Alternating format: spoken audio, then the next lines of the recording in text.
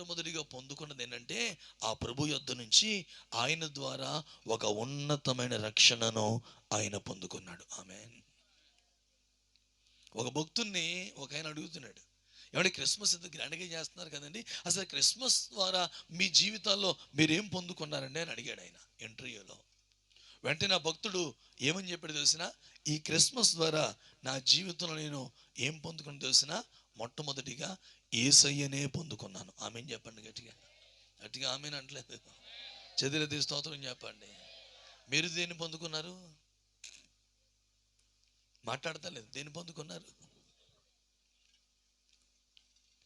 ఎందుకు మనం సంతోషించాలి? దేవుని బిడ్డలమైన మనం ఎందుకు సంతోషించాలి?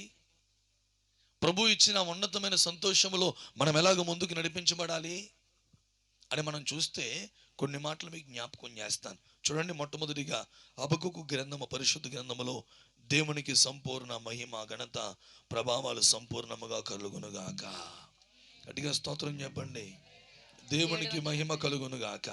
772 పేజీ హబక్కూకు గ్రంథము 3వ అధ్యాయము 17-18 వచనాలు మన పరిశుద్ధ గ్రంథమందు మనం చదువుకుందాం. అంజూరపు చెట్లు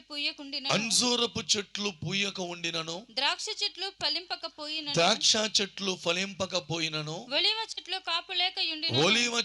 కాపు లేక ఉండినను, చేనిలోని పైరు పంటకు రాకపోయినను, గొర్రెలు దొడ్డిలో లేకపోయినను, సాలలో పశువులు లేకపోయినను, నేను యెహోవా యందు ఆనందించెదను, నా రక్షణకర్త అయిన దేవుణ్ణి నేను సంతోషించెదను. దేవుని స్తోత్రం చెప్పండి గట్టిగా. గట్టిగా ఆమేనండి. ఇలా చూడాలి బిడ్డలారా. ఒక భక్తుడు ఇలా చూస్తున్నారా, అతనికి చాలా పొలాలు ఉన్నాయి, చాలా ఆస్తుంది, చాలా తోటలు ఇవన్నీ కూడా ఉన్నాయి. మరి మీరు తోటలు నాటిని ఏమంటారు నాకు తెలియదు, మీ భాషలో మీరు అర్థం చేసుకోండి. ఎంతమందికి నా మాటలు అర్థమవుతున్నాయి? ఏమో అర్థమవుతున్నది మీకు?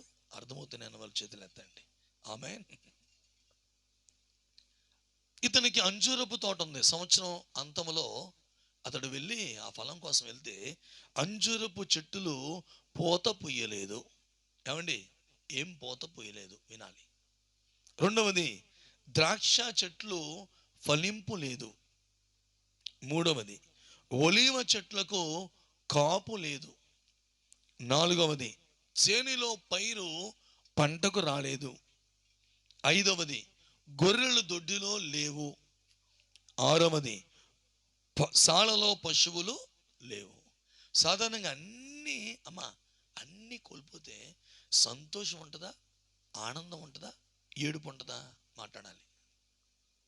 హలో, మాట్లాడతలేదు. చూసారా, మీ ఊరోళ్ళు చాలా తెలివిగా వాళ్ళు. సందర్భం వచ్చేసరికి మౌనం అయిపోతారు. మీరు ఎంత మౌనమైనా మిమ్మల్ని దేవుని స్తోత్రం కలుగును గాక. అన్నీ వచ్చినాయి అనుకోండి, ఏమంటాం? ఆ సూపర్ అండి. ఇతగాని జీవితంలో ప్రభువుని మొదట సంపాదించుకున్నాడు, ప్రభువుని కలిగి ఉన్నాడు, దేవుణ్ణి కలిగి ఉండి ప్రభువుని సంపాదించుకున్నాడు గనుక, ప్రభువుని కలిగి ఉన్నాడు గనుక ఈ భూమి పైన ఏది లేకపోయినా సంతోషముతో ప్రభువుని ఆరాధిస్తున్నాడు. చెప్పకూడదు ప్రభు స్తోత్రం చెప్పండి. ఏందయ్యా, అన్నీ పోయినాయి, చేనిలో పైరు లేదు, సాలలో పశువులు లేవు, దొడ్డిలో గొర్రెలు లేవు, అన్ని కోల్పోయిన తర్వాత ఏంటి సంతోషం అంటే, అతడు అంటున్నాడు, నా జీవితంలో అన్నీ కోల్పోయానేమో కానీ రక్షణకర్త అయిన యేసయ్యను నేను సంపాదించుకున్నాను. చెప్పకూడదు ప్రభు స్తోత్రం చెప్పండి. మన జీవితాల్లో బిడ్డలారా ఆలకించండి, సంతోషాన్ని సమాధానాన్ని కలుగజేసే ప్రభువుని యేసయ్యను మనం సంపాదించుకోవాలి. ఈ మాట మీకు అర్థం కావాలంటే ఒక మాట నేను చెప్తాను. చెప్పమంటారా వద్దంటారా? నవ్వుతారండి. చెప్పనా? ఒక రోజున ఒక రాకుమారుడు నదీ తీరం ప్రక్కన నడుచుకుంటూ వెళ్తూ జారి నదిలో పడిపోయాడండి. యవనస్తుడు రాకుమారుడు నదిలో పడిపోతే ఆ మార్గంలో వెళ్తున్నటువంటి ఒక నలుగురు వ్యక్తులు, రే ఎవరో కుర్రోడు యవనస్తుడు నదిలో పడిపోయాడని చెప్పి అమాంతంగా ఆ నలుగురు ఆ నదిలోకి దిగి ఆ కుర్రోని రక్షించి కాపాడి బ్రతికించారు. వెంటనే బ్రతికిన తర్వాత, మీరు నన్ను ఎంతో కాపాడారు, మీ కృతజ్ఞుణ్ణి, నేనెవరంటే రాకుమారుణ్ణి, ఒకసారి మా అంతఃపురానికి రండి, మా నాన్నగారు రాజుగారు మీరు నన్ను కాపాడారు కాబట్టి, నన్ను బ్రతికించారు కాబట్టి, మీకు ఏది కావాలంటే దాన్ని మా నాన్నగారు ఇస్తారు అని ఆ నలుగురిని అంతఃపురానికి తీసుకెళ్ళాడు. నాన్నగారు, నేను నదీ తీరం ప్రక్కన నడుచుకుంటూ వెళ్తుంటే కాలు జారి నదిలో పడిపోయానండి, చనిపోయే పరిస్థితుల్లో వీళ్ళ నలుగురు వచ్చి నన్ను కాపాడి బ్రతికించారంటే రాజుగారు ఎంతో సంబరపడ్డాడు.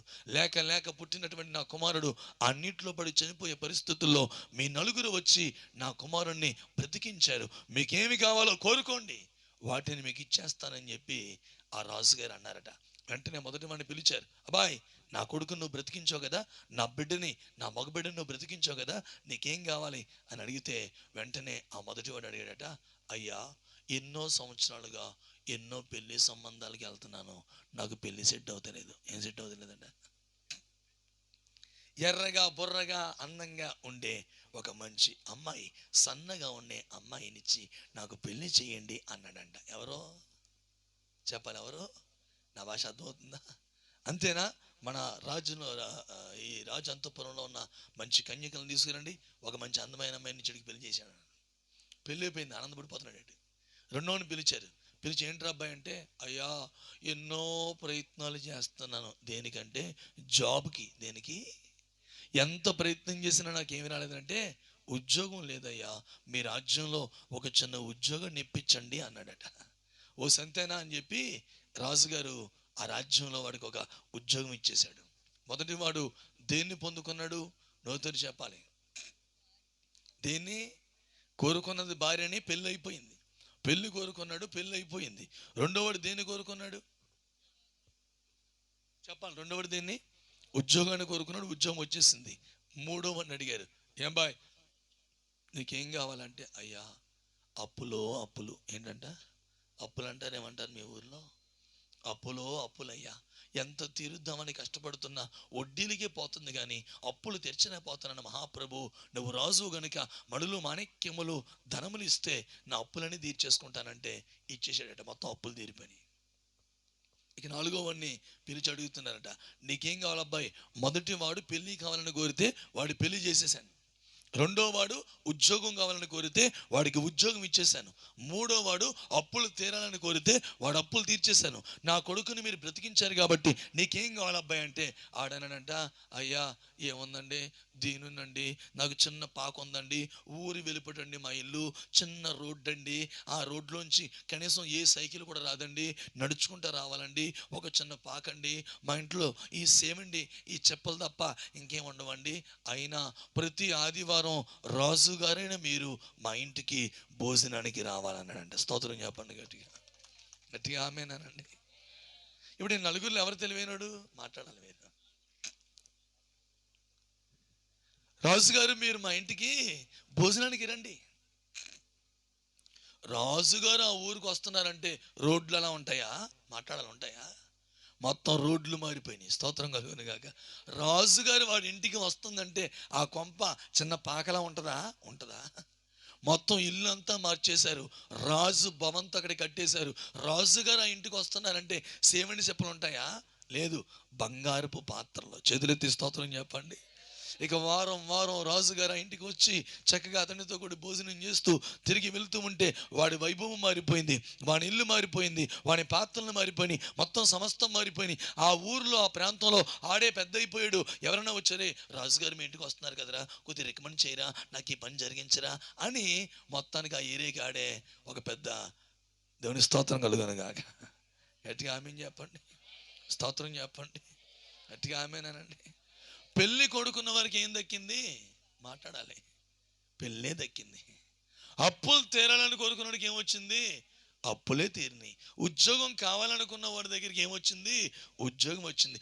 రాజుగారినే కావాలనుకున్న వాడికి సమస్తమును సమకూర్చి జరుగుతున్నాయి. చెప్పకూడదు ప్రభు స్తోత్రం చెప్పండి. సమస్తము. ఆ రాజు ఎవరో కాదు, మన ప్రభు యేసుక్రీస్తు వారు. స్తోత్రం కలుగును గాక.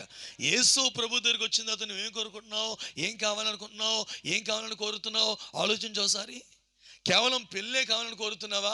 పెళ్లి చేస్తాడు ఆయన. కేవలం నీ అప్పులు తీరాలని కోరుతున్నావా? నీ అప్పులు తీరుతాయి. కేవలం నీ రోగంలో స్వస్థతే కోరుతున్నావా? స్వస్థత వస్తుంది. కానీ తెలివైన వాళ్ళు చేసే పని ఏంటంటే సమస్తమును జరిగించగలిగిన యేసయ్యనే వారు కోరుకుంటారు. ఆమేన్. హబకుకు తన జీవితంలో ఎవరిని పొందుకున్నాడంటే మొట్టమొదటిగా ప్రభువుని పొందుకున్నాడు. కాబట్టి ఈ లోకములో ఏమి లేకపోయినా, సమస్తాన్ని కోల్పోయిన పరిస్థితుల్లో ఉన్న అతని అంతరంగములో గొప్ప సంతోషము. చెదురెత్తి స్తోత్రం చెప్పండి గట్టిగా, గట్టిగా ఆమేనండి. గొప్ప నెమ్మది. కారణం ఎందుకు సంతోషంగా ఉన్నాడు, ఎందుకు నెమ్మదిగా ఉన్నాడంటే కారణం ఒకటే, మొట్టమొదటిగా ప్రభువుని కలిగి ఉన్నాడు కనుక. బిడ్డలారా, ఎన్నో క్రిస్మస్లు నీ జీవితంలో జరిగినాయి, ఎన్నో క్రిస్మస్లు నీ బ్రతుకులో దొర్లిపోయినాయి, ఎన్నో సంవత్సరాలు దొర్లిపోయినాయి. నిజంగా నీ జీవితంలో ప్రభువుని కలిగి ఉన్నావా? యేసయ్యని కలిగి ఉన్నావా? సమస్తమును కలిగి చేయటకు శక్తిమంతుడైన ప్రభువునే కోరుతున్నావా? ఈ రాత్రి యేసయ్యా నీవు నా జీవితంలోకి రావయ్యా. 2000 సంవత్సరాల క్రితం నీవు లోకానికి వచ్చావట, ఈ రాత్రి నాలో జన్మించు ప్రభువా, నాలోనికి రా ప్రభువా అని అడిగితే యేసయ్య నీలోనికి రావడానికి, నీలో జన్మించడానికి ఈ రాత్రి సిద్ధముగా ఉన్నాడు. స్తోత్రం కలుగునుగాక. గట్టిగా ఆమేన్ చెప్పండి అందరూ. స్తోత్రం చెప్పు. ఏం కావాలి నీకు? ఈ లోకం అంతా తాత్కాలికం అండి. మానవుడు ఈ లోకములో కోట్ల రూపాయలకి పడగెత్తుతున్నాడు, కానీ మానవుని జీవితంలో సంతోషము, సమాధానం లేదు. కాబట్టి ఆ కరోనా పిక్స్టేజ్లో పేపర్లో, మరి మీకు వచ్చిందో తెలియదు కానీ నేను ఒక మెయిన్ హెడ్డింగ్ చూశాను. ఏంటంటే కోటీశ్వరులను కాటేసిన కరోనా. ఏంటండి? కోటీశ్వరులను కాటేసిన, కోట్ల రూపాయల మానవుని బ్రతికించలేకపోయినాయి, కోటీశ్వరులు తప్పించబడలేకపోయారు. అద్భుతంగా పాడగలిగినటువంటి, అసలు ఆ పాటలకే ఒక మాధుర్యాన్ని తెచ్చినటువంటి ఒక మహానుభావుడు, అతని పేరు బాలసుబ్రహ్మణ్యం గారు, తెలుసు కదా. ఆయన బ్రతికించడానికి 3 కోట్లు ఖర్చు పెట్టారటండి. 3 కోట్లు ఖర్చు పెట్టిన ఆయన బ్రతకలేదు. అర్థమవుతుందా? డబ్బు నిన్ను బ్రతికించలేదు, డబ్బు నీకు జీవాన్ని ప్రసాదించలేదు. డబ్బే సర్వం అనుకుని ముందుకు నడిపించబడుతున్నామేమో. ప్రియులారా, ప్రభువుని మొట్టమొదటిగా మన జీవితాల్లోనికి మనం ఆహ్వానిస్తే మన కుటుంబాలలో ఉన్న సమస్త దుఃఖము తొలగిపోయి, యేసయ్య ఎక్కడ ఉంటాడో, యేసయ్య ఏ జీవితంలో ఉంటాడో, యేసయ్య ఏ కుటుంబంలో ఉంటాడో, ఎవరు ప్రభువుని కలిగి ఉంటారో వారు ప్రభువు చేత ఒక పరిపూర్ణమైన సంతోషమును పొందుకుంటారు. స్తోత్రం కలుగునుగాక. 2 అక్కడ అంటున్నాడు, నా రక్షణకర్త అయిన దేవుని యందు నేను సంతోషించుచూ ఉన్నాను. దేవునికి స్తోత్రం కలుగునుగాక. గట్టిగా ప్రభు స్తోత్రం చెప్పండి అందరం. ఆనందంగా దేవునికి స్తోత్రం చెప్పండి. దేవునికి మహిమ కలుగునుగాక. కొన్ని సందర్భాల్లో కొన్ని పరిస్థితులు మనకి ఏర్పడుతూ ఉంటాయి, కొన్ని ఇబ్బందులు ఏర్పడుతూ ఉంటాయి.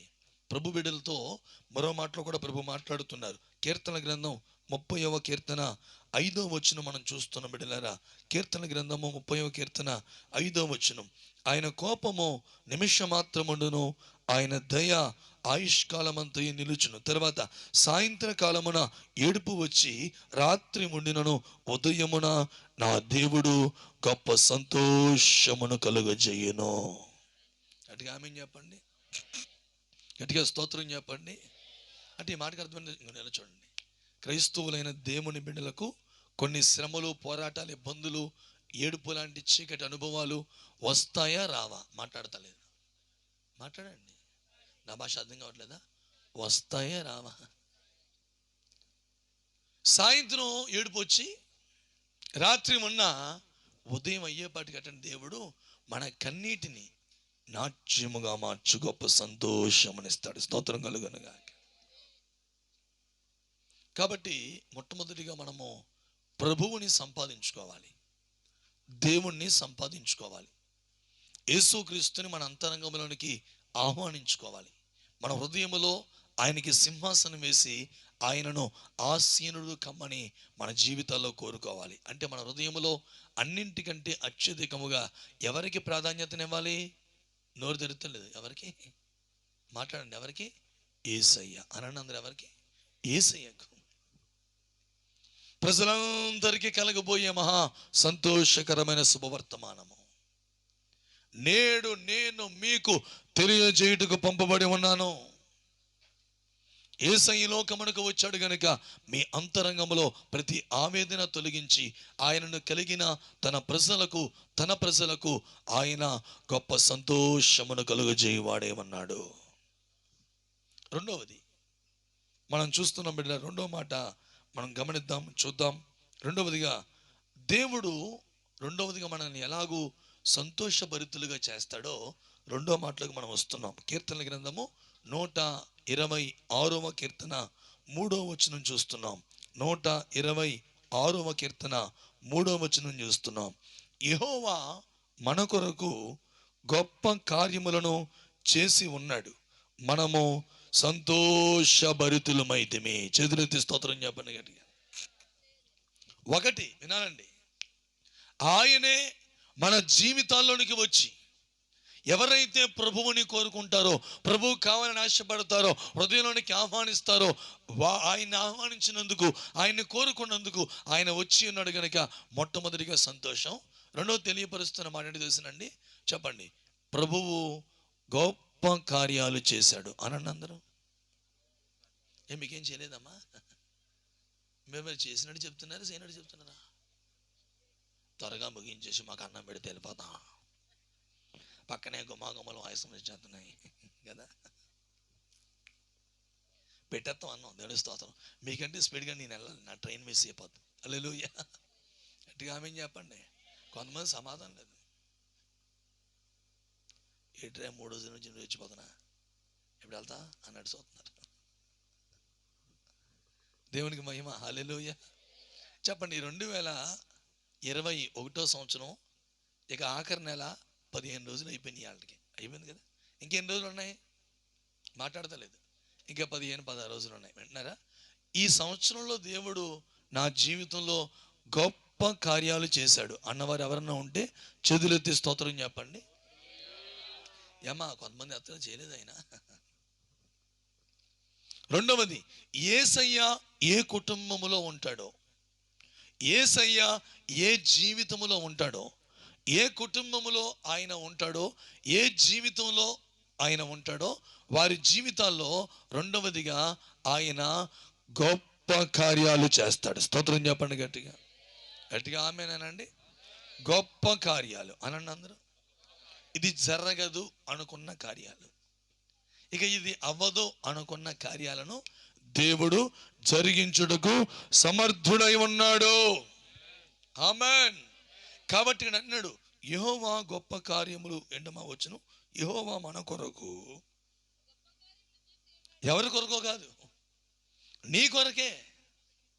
ఆయన హృదయంలోనికి ఆహ్వానించుకున్న వారి కొరకై ఆయన గొప్ప కార్యములను చేసి ఉన్నాడు గనుక మనము సంతోషభరితులమైతిమి. స్తోత్రం కలుగునుగాక.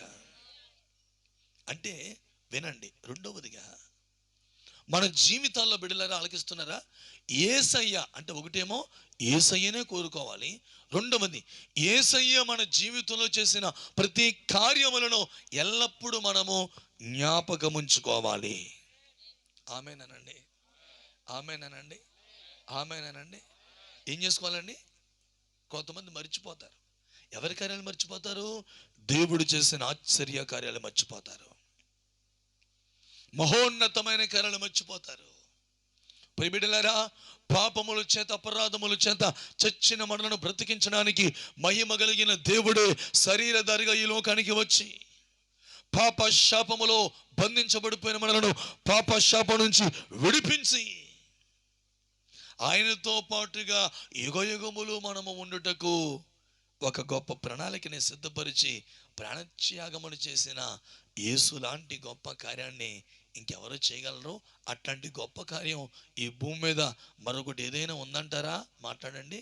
ఉందా? లేదు. ఇట్లాంటి కార్యాలు ఎన్నో ఆయన మన జీవితాల్లో జరిగిస్తూ వచ్చాడు. స్తోత్రం కలుగునుగాక. గట్టిగా ఆమేనండి. ఈ రాత్రి మీకు మైకిస్తే ఎన్ని సాక్ష్యాలు చెప్తారో, ఎన్ని చెప్తారో. ఇక రాత్రి అమ్మ మీ జీవితంలో దేవుడు చేసిన అద్భుతమైన బ్రదర్, మీ జీవితంలో ఏం చేశాడయ్యా ఆశ్చర్యకరం అంటే, మరండి అదండి ఇదేనండి నేను మొదలెడితే తెల్లవారు 4 అయ్యిద్ది, అయినా ఇంకా అవదు. ఆయన మన జీవితంలో చేసిన ప్రతి కార్యాన్ని ఎల్లప్పుడూ మనం ఏం చేస్తూ ఉండాలంటే తలపోసుకుంటూ ఉండాలి. అనందరూ ఏం చేస్తూ ఉండాలి? జ్ఞాపకం చేసుకుంటూ ఉండాలి. కృతజ్ఞత కలిగి ఉండాలి. స్తోత్రం కలుగును గాక. ఒక రోజున వింటున్నారా, ఒక కుక్క గజ్జి కురుపులతో వణికిపోతూ బొచ్చంతా ఊడిపోయి రోడ్డు పక్కన అలా వణికిపోతుందట. ఒక పశువుల డాక్టర్ గారు, అంటే ఈ పశువులకి జంతువులకి వైద్యం చేసే ఒక వైద్యుడు ఆ మార్గంలో కారులో వెళ్తున్నాడట. ఆ కుక్క పిల్లని చూసేసరికి పాపం ఆయనకి చాలా బాధ కలిగిందట. టక్మని కారు ఆపి జాలి కలిగి ఆ కుక్కని కారులో ఎక్కించుకుని ఇంటికి తీసుకెళ్ళి శుభ్రంగా వేణీలతో దానికి స్నానం చేసి ఆ గాయాలకి మెడిసిన్ పెట్టి శుభ్రంగా మంచి ఆహారం పెట్టి మందులు వాడుతూ ఉంటే ఆ గజ్జంతా పోయిందట. మంచిగా బొచ్చొచ్చింది. మంచిగా బొచ్చొచ్చి శుభ్రంగా తింటుంది. బాగా డాక్టర్ గారు కూడా వెళ్తుంది వస్తుంది. కారు మీద ఆసుపత్రికి వెళ్తుంది వస్తుంది. డాక్టర్ గారి పక్కనే పడుకుంటుంది. మంచి బాగుంది, చాలా బాగుపడింది, స్వస్థ పొందింది, చాలా మంచిగా తన రేంజ్ మారిపోయింది. రోడ్లు పక్కన తిరిగి కుక్క మంచిగా కారులో తిరుగుతుంది. మంచి బట్టలు కుట్టించి చేస్తున్నాడు డాక్టర్ గారు. దానికి చాలా ప్రేమగా దాన్ని చూసుకున్నాడు. ఒక 2-3 నెలలు పోయిన తర్వాత ఆ కుక్క కనబడడం మానేసింది, మిస్ అయిపోయింది. ఈ డాక్టర్ గారిని వదిలి వెళ్ళిపోయింది. చాలా బాధపడ్డాడు. అయ్యో, చాలా ప్రేమగా చూసుకున్నాను దీన్ని చాలా బాగు చేశాను, వెళ్ళిపోయిందండి. వెళ్ళిపోయిన తర్వాత ఒక రోజు 4 రోజులు పోయిన తర్వాత అర్ధరాత్రి 1-2 ఆ టైంకి పెద్ద పెద్దగా మూలుగుతూ ఆ డాక్టర్ గారి గుమ్మం దగ్గరికి వచ్చి ఆ గేటు దగ్గరికి వచ్చి గేటుని తంతా మూలుగుతూ ఉందట.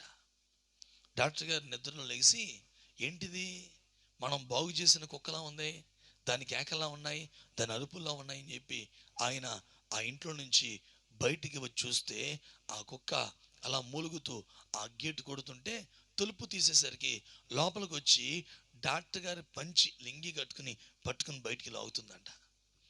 బయటికి వెళ్ళి చూస్తేనండి 20 కుక్కలో గజ్జు కురుపులతో కుక్కలన్నింటిని తెచ్చిందండి. దాని స్తోత్రం కలుగును గాక. గట్టిగా ఆమేన్ చెప్పండి.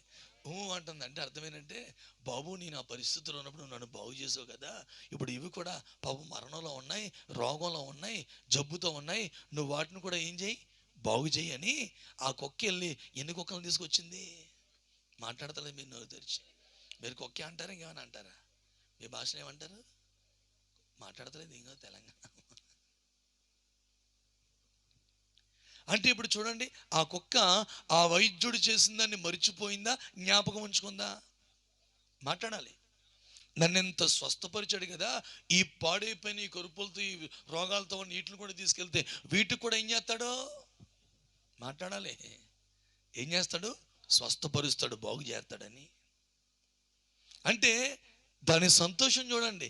నేను బాగుపడ్డాను రా బాబు, మీరందరూ కూడా బాగుపడండి. స్తోత్రం కలుగును గాక. నేను స్వస్థపడ్డాను రా బాబు, మీరందరూ కూడా రండి, ఆ వైద్యుడి దగ్గరికి రండి, ఆ డాక్టర్ దగ్గరికి రండి అని తన భాషలో వెళ్ళి చెప్పి ఆ 20 కుక్కల్ని నడిపించిందండి వైద్యుడి దగ్గరికి. అమ్మ ఆలకించాలి. మరి దేవుని చేత ఎన్నో అద్భుతాలు పొందుకున్నావు, దేవుని చేత ఎన్నో కార్యాలు అనుభవిస్తూ ఉన్నావు. నిత్యము ప్రతిరోజు నూతనమైన కార్యాలు దేవుని ద్వారా పొందుకుంటున్న మనము కూడా ఒకప్పుడు చెడిపోయాం, ఒకప్పుడు నలిగిపోయాం, ఒకప్పుడు నాశనం అయిపోయాం. మనం వేసి బ్రతికించాడు, కృప చూపాడు, ఆరోగ్యం ఇచ్చాడు, స్వస్థపరిచాడు. ఆయనే మన జీవితంలోకి వచ్చి మనకి వెలుగునిచ్చాడు, గొప్ప సంతోషాన్ని, ఆనందాన్ని ఇచ్చాడు కదా. మన బంధువులు ఎంతోమంది, మన స్నేహితులు ఎంతోమంది, మన ప్రాంతాలు ఎంతోమంది, మన ఇరుగు పొరుగు వాళ్ళు, మన పట్టణస్తుల్లో, మన గ్రామస్తుల్లో ఎంతోమంది నాశనం అయిపోతుంటే యేసయ్య చేసిన కార్యాలు అనుభవించిన మనము ఇప్పుడు వారిని యేసు చెంతకు నడిపించాలి. చెప్పకూడదు. ప్రభు స్తోత్రం చెప్పండి. ప్రభు అంటాడు, ఏమి సంపాదించో నా కోసం అని అడుగుతాడు. ఏం చెప్తాం? అయ్యారు 3 పూటలు తినేసాను. అయ్యా, నువ్వు పెట్టిందల్లా తినేసి ఈ భూమి కొన్నాను, ఆ ఇల్లు కొన్నాను, ఇదిగో ఎంతమందిని కన్నాను. ప్రభు అంటాడు, ఇవన్నీ కాదు, నిన్ను రక్షించాను, నువ్వు నా కోసం ఎంతమందిని పరలోకానికి తెచ్చామని అడుగుతాడు ఆయన. అర్థమవుతుందా? ప్రతి ఒక్కరిని లెక్కడిగే రోజు ఒకటి ఉంది. స్తోత్రం కలుగును గాక. హల్లెలూయా. మీరు అనుకుంటారు ఈ పని పాస్టర్ గారిది అనుకుంటారు. పాస్టర్ గారు మాది కాదు. కాపర్లను తయారు చేయాలి, గొర్రెల్ని కనాలి. స్తోత్రం కలుగును గాక. అర్థమవుతుందా? ఎంతమంది నడిపించారు మీరు? ప్రభు దగ్గరికి ఎంతమందిని తీసుకొచ్చారు? దేవుడు చేశాడు. మన కొరకు ఆయన గొప్ప కార్యాలు చేశాడు. ఆ గొప్ప కార్యాలు మనమే అనుభవించడం కాదు, మనమే సంతోషించడం మాత్రమే కాదు, ఈ గొప్ప కార్యాలు అనేకులకి చెప్పి అనేకులను ప్రభువు చెంతకు నడిపించి బిడ్డలముగా మార్చబడుదుముగాక. హల్లెలూయా. నూతనమైన వారిని టార్గెట్ పెట్టుకోండి. 2021లో మా సంఘానికి వచ్చే ఒక ఆటో డ్రైవర్ కుటుంబం, వారి కుటుంబం సుమారు ఇప్పటికి ఒక 5 కుటుంబాలను దేవుడు సన్నిధికి నడిపించారు. స్తోత్రం చెప్పండి గట్టిగా. గట్టిగా ఆమేన్ అంటలేదు మీరు. హల్లెలూయా. అర్థమవుతుందా? ఏం సంపాదించాను అడుగుతాడు ఆయన. డబ్బు కదా ఆయనకి కావాల్సింది. ఏమిచ్చావు నా కోసం అని అడుగుతాడు. బ్రదర్ ఏమిచ్చావు నా కోసం? నీకోసం నా ప్రాణమే ఇచ్చాను కదా, ఏం చేసావంటే, అయ్యా అని తెల్లమొహం వేయకూడదప్పుడు. ఇదిగో ప్రభువా, వీరందరినీ నీ నామాన్ని బట్టి నీ చెంతకు నేనే నడిపించాను. స్తోత్రం కలుగును గాక. సంఘములో ఒక దైవజనుడు కష్టపడడం మాత్రమే కాదండి. దైవజనుడు కష్టపడితే కొంత పని జరిగిద్ది. 10 మంది విశ్వాసులు మీరు కష్టపడితే 10 ఆత్మలు దేవుడి దగ్గరికి వస్తాయి. హల్లెలూయా చెప్పాలి గట్టిగా. గట్టిగా ఆమేనండి. అవునంటారా కాదంటారా? కనుక రెండవది, దేవుడు చేసిన ఆశ్చర్య కార్యాలను బట్టి మనము ప్రభువుని సంతోషించు వారిగా, ప్రభువులో ఆయన చేసిన ఆశ్చర్య కార్యాలను బట్టి ఆయన మనకి సంతోషాన్ని ఇవ్వాలని ఆశపడుతూ ఉన్నాడు. స్తోత్రం కలుగును గాక. ఒకటి, ఎవరిని బట్టి సంతోషం? మాట్లాడాలి. ఎవరిని? ఆయన్ని బట్టే సంతోషం. 2, ఆయన చేసిన, మాట్లాడతలేదు, ఆశ్చర్య కార్యాలు బట్టి, గొప్ప కార్యాలు బట్టి సంతోషం. 3వది చూద్దాం. 3వది కీర్తన గ్రంథము 40వ కీర్తన 8వ వచనాన్ని మన పరిశుద్ధ గ్రంథంలో మనం చదువుకుందాం. కీర్తన గ్రంథము 40వ కీర్తన 8వ వచనాన్ని మన పరిశుద్ధ గ్రంథమందు మనం చదువుకుందాం. నా దేవా, నీ చిత్తము నెరవేర్చుట నాకు సంతోషము. చెదురెత్తి స్తోత్రం చెప్పండి గట్టిగా.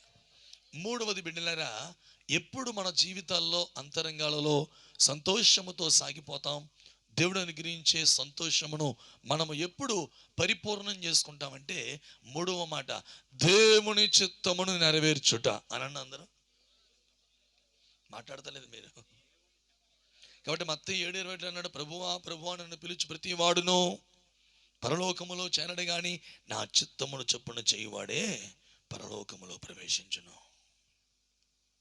ప్రభువా నీ నామములో అద్భుతాలు చేసాం, నీ నామములో ప్రవచనాలు చెప్పాం, నీ నామములో స్వస్థతలు చేసామంటే, అక్రమం చేయవారు మీరు ఎవరో నాకు పోండి తెలియదు అన్నాడు.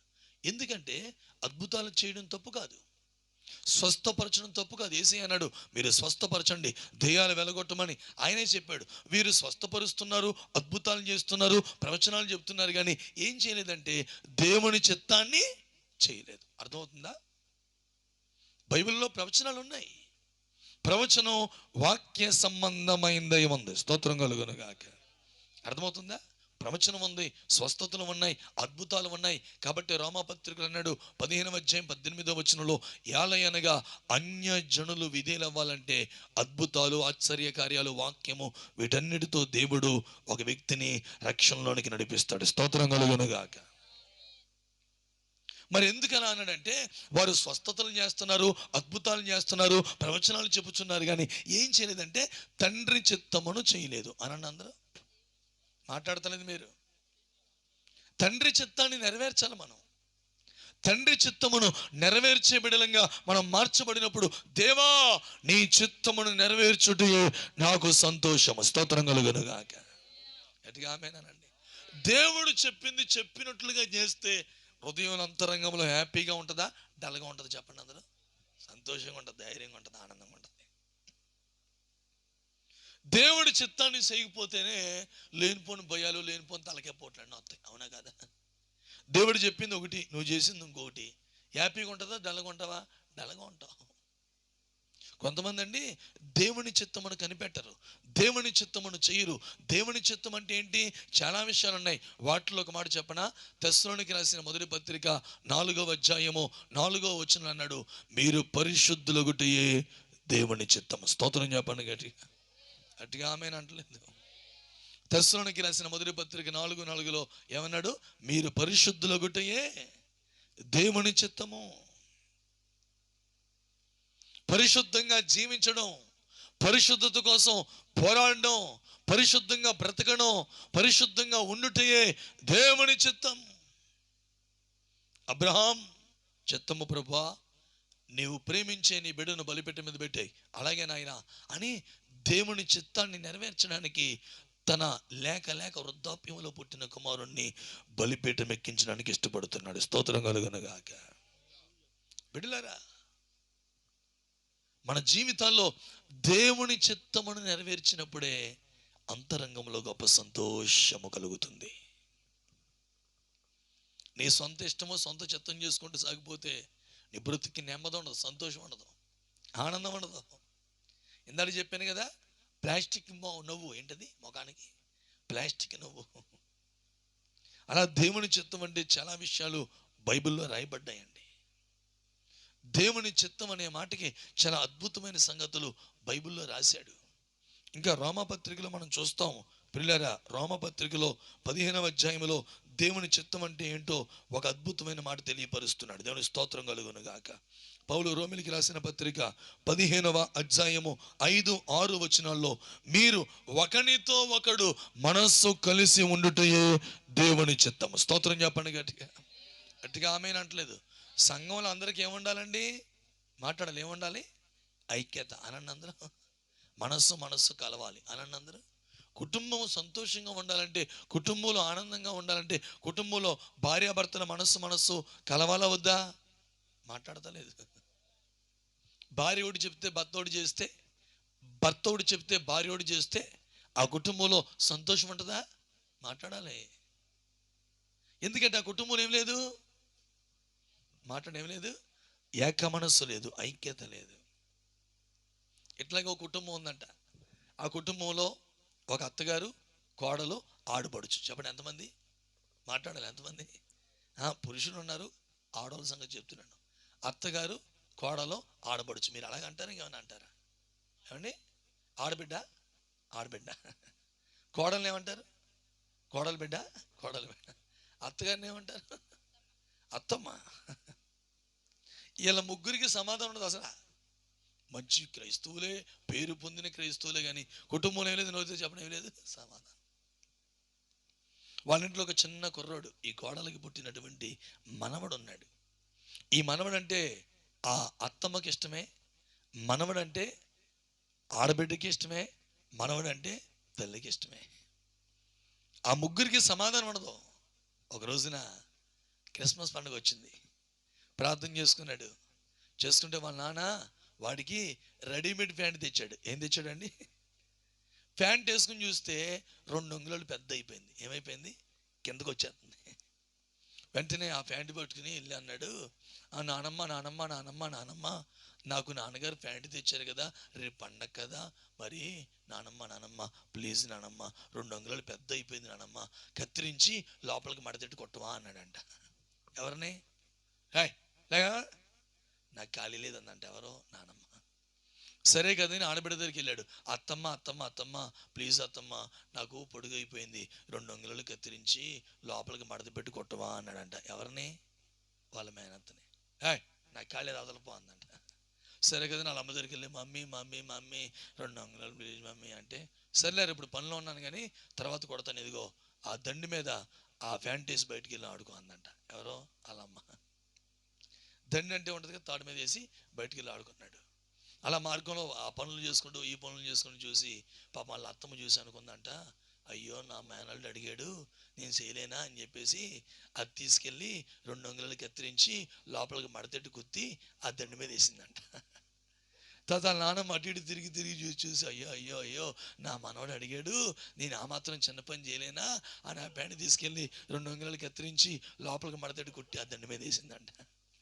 తర్వాత వాళ్ళ అమ్మ, అయ్యో నా కొడుకు అడిగాడు సాయంత్రం అయిపోయింది అని చెప్పి దాన్ని తీసుకెళ్ళి 2 అంగుళాలు కత్తిరించి లోపల మడతెట్టు కుత్తి దండి మీద వేసిందంట. ఆడు చమ్మా కుట్టేసానంటే ఆడు వేసుకుంటే ఆడు ప్యాంట్ ఇది నిక్కర కాకుండా అయిపోయింది. అది ఆడు ప్యాంటు కాదు. కారణం ఏంటంటే ఆ ఇంట్లో ఏమి లేదు, మాట్లాడాలి. ఏమి లేదు, ఐక్యత లేదు. ఐక్యత లేని కుటుంబాలు ఎలాగవుతాయండి? ఇక్కడ ఏమంటే తెలుసు, రోమాపత్రిక 15వ అధ్యాయంలో 5-6 వచనాల్లో, మీరు ఒకనితో ఒకడు మనస్సు కలిసి ఉండుటయే దేవుని చిత్తము. స్తోత్రం చెప్పండి గట్టిగా. గట్టిగా ఆమేనండి. చేతులెత్తి స్తోత్రం చెప్పు గట్టిగా. సంఘానికి ఏముండాలండి? మాట్లాడాలి. కుటుంబాల్లో ఏముండాలి? ఎన్ని క్రిస్మస్ పండుగలు చేసుకున్నా సంఘాల్లో కానీ కుటుంబాల్లో కానీ ఏం రావట్లేదు. ఒక ఆవిడ, పాస్టర్ గారు అది గనక మందిరానికి వస్తే నేను రాను అంటది ఒక ఆవిడ. మరి ఆవిడ పరలోకం వస్తే నువ్వు పరలోకం వెళ్ళవు. ఇంకా పరలోకం వెళ్ళకపోతే ఇంకెక్కడికి వెళ్తావు? రెండో ఆప్షన్ కూడా తెలుసు కదా మీకు, ఏంటది? మాట్లాడతలేదు. అంటే సైతాన్ గడు చేస్తున్న పని మీరు గమనించండి అమ్మా. సైతాన్ గడు ఏం చేస్తున్నాడంటే సంఘాల్లో ఐక్యత లేకుండా చేస్తున్నాడు. ఏం చేస్తున్నాడు? ఏమి లేకుండా. దేవుని చిత్తం అండి, ఐక్యత కలిగి బ్రతకడం దేవుని చిత్తం. మనము దేవుని చిత్తాన్ని చేస్తేనే మన అంతరంగాలు సంతోషముతో ఉంటాయి. స్తోత్రం చెప్పండి గట్టిగా. గట్టిగా ఆమేనండి. హల్లెలూయా. ఐక్యత. నేను సాయంత్రం దాదాపుగా 5 అయిపోయింది. ఆ కట్టెలను తీసుకుని వచ్చి చూస్తే ఇక్కడ ఏం లేదు. ఇదేంటే ఇంకెక్కడ ఏం లేదు. ఏంటంటే బాబు ఇలా కోటం ఎప్పుడు ఆడతారో, నన్ను ఎప్పుడు పంపుతారు అనుకున్నాను నేను. దేవుని స్తోత్రం కలుగును గాక. 4:30 అంతా అయింది, ఇంకేం లేదు. కానీ మళ్ళీ తర్వాత ఎప్పుడు 6 గంటలకు 6:30కు వచ్చి చూస్తే టెంట్ వేసేసారు, మొత్తం వంటలు వండేస్తున్నారు. అయ్య బాబాయ్, ఎంత పని ఎలా జరిగిపోయిందంటే వీళ్ళకి ఏమని తెలిసిన, ఉన్నోళ్ళు తక్కువ మంది అయినా 4-5 అని ఏముందంటే ఐక్యత ఉంది. స్తోత్రం చెప్పండి గట్టిగా. ఐక్యత ఉంటే పని త్వరగా అయిపోద్ది. దేవుని స్తోత్రం కలుగును గాక. గట్టిగా ఆమేన్ చెప్పండి.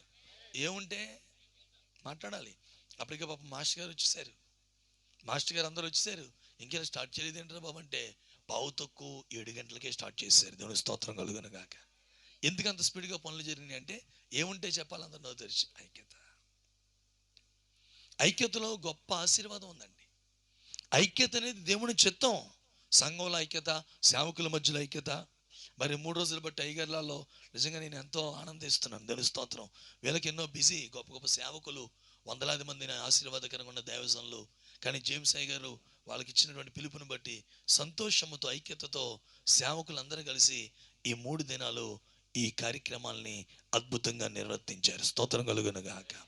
నిర్వహించారు. హల్లెలూయా. గట్టిగా స్తోత్రం చెప్పండి. ఐక్యత. బైబిల్లో మీకు మాట చెప్పమంటారు, వద్దంటారా? అలా చూస్తారండి. చెప్పనా? ఒక 2 రండి. మరి చెప్పాలంటే 2 రండి. త్వరగా రావాలి. నువ్వురా రండి, త్వరగా రండి. దేవుని స్తోత్రం కలుగును గాక. అటు నుంచి రావాయి, త్వరగా రా. ఆ బుద్ధి మానుకోండి, త్వరగా రండి. దేవుని స్తోత్రం కలుగును గాక. గట్టిగా ఆమేన్ చెప్పండి. ఇదిగోండి, ఇక్కడ నిలబడండి. 2 ఇటు నిలబడండి. పేతురు అనండి అందరూ. నవ్వుతారండి. పౌలు అనండి అందరూ. 2 గొప్ప సేవకులే కదా? నవ్వుతారు చెప్పండి. 2 అపోస్తలులా కాదా?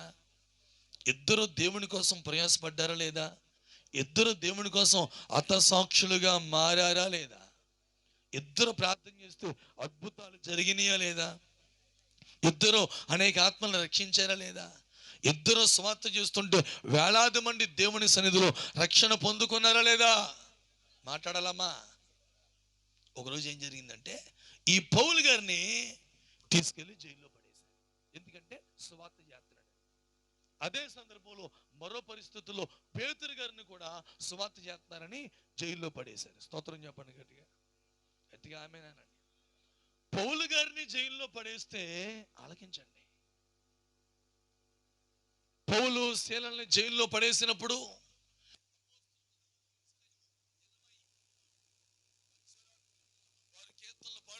మోకరించి ప్రార్థనలు చేస్తూ విడుదల కోసం దైవ సన్నిధిలో ఆ జైల్లో మార్పు కోసం ప్రార్థన చేస్తూ ప్రలాపిస్తున్నారు. స్తోత్రం కలుగును గాక. ఎవరో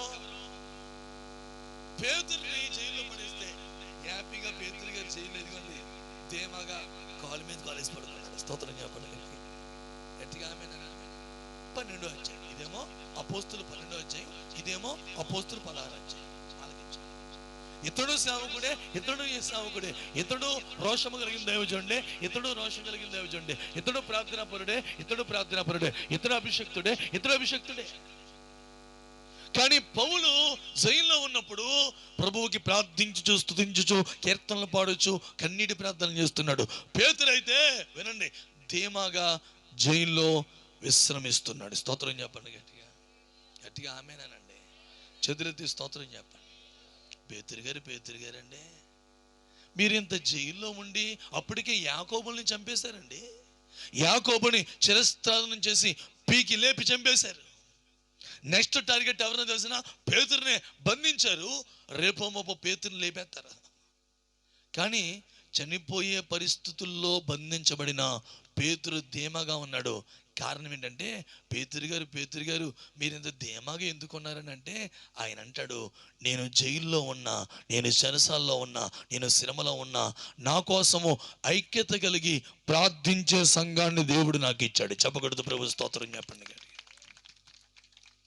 పేతురుని చెరసాల్లో పెడితే సంఘం అయితే అత్యాశక్తితో మధ్యరాత్రి వాళ్ళు ఏం చేస్తున్నారండి?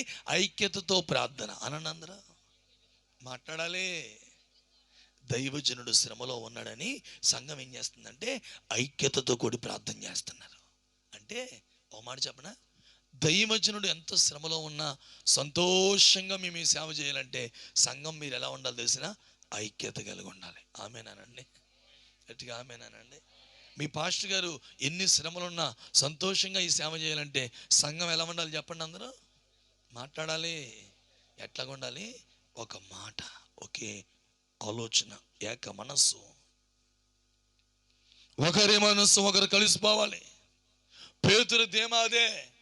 పేతురు జైల్లో ఉంటే వాళ్ళందరూ ఒక గదిలో కూడి మోకాల మీద పడి అత్యాశక్తితో ప్రార్థిస్తూ ఉన్నారు. ప్రభువా, మా సేవకుని విడిపించు, మా సేవకుని రక్షించు, మా సేవకుని మా మధ్యలోకి తోడుకురా ప్రభా. ఇప్పటికే యాకోబులు నరకబడ్డారయ్యా, పేతురు కాపాడబడాలి.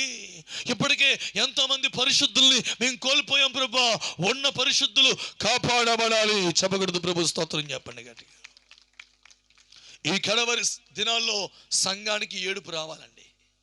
ఇప్పటికే గనులైన సేవకుల్ని, పరిశుద్ధ సేవకుల్ని, అపోస్తులు సేవకుల్ని ఎంతో మందిని మనం కోల్పోయాం.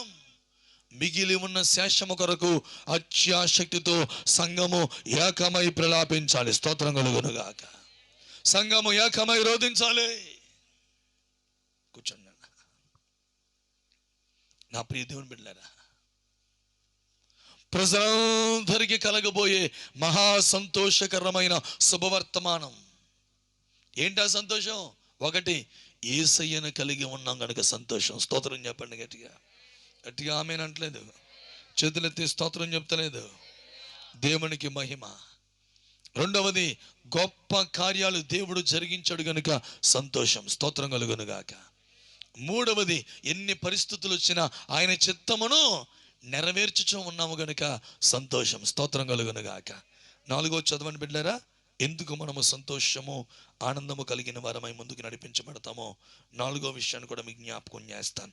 చూడండి, నాలుగవ మాట 19వ కీర్తన 8వ వచనాన్ని చూస్తున్నాం. 19వ కీర్తన 8వ వచనాన్ని చూస్తున్నాం. యెహోవా ఉపదేశములు నిర్దోషమైనవి, అవి హృదయమును సంతోషపరుచును. యెహోవా ఏర్పరిచిన ధర్మము నిర్మలమైనది, అది కన్నులకు వెలుగునిచ్చును. దేవునికి మహిమ కలుగునుగాక. గట్టిగా ప్రభుకి స్తోత్రం చెప్పండి, సంతోషంగా స్తోత్రం చెప్పండి. 119వ కీర్తన 143వ వచనం కూడా చదవాలి. 119వ కీర్తన 143వ వచనం కూడా చూద్దాం. శ్రమయు వేదనయు నన్ను పట్టి ఉన్నవి, అయినను నీ ఆజ్ఞలు నాకు సంతోషమును కలుగజేయుచున్నవి. చేతులెత్తి స్తోత్రం చెప్పండి గట్టిగా, గట్టిగా ఆమేనంటలేదు, చేతులెత్తి స్తోత్రం చెప్పండి. ఒకటి, వింటున్నారా? దుఃఖములో ఉన్న వారికి సంతోషం ఎవరిని బట్టి చెప్పండి? మొట్టమొదటిగా యేసయ్యను బట్టి.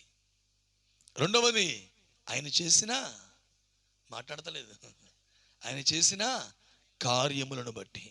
మూడవది, ఆయన చిత్తమును మన జీవితములో నెరవేర్చుటను బట్టి సంతోషం. నాలుగవది, దేవుని వాక్యమును బట్టి, ఆయన ఆజ్ఞలను బట్టి మనము సంతోషించుచూ ఉన్నాము. గట్టిగా స్తోత్రం చెప్పండి. నాలుగవది, దేవుని వాక్యమే నీ జీవితంలో నీకు గొప్ప సంతోషాన్ని కలుగజేస్తుంది. వాక్యము అనండి అందరూ. వాక్యం అంటే ఏంటి? దేవుడు తన సేవకుడిలో నుంచి మాట్లాడుచున్న మాట, దేవుడు ఇచ్చిన ఆజ్ఞ.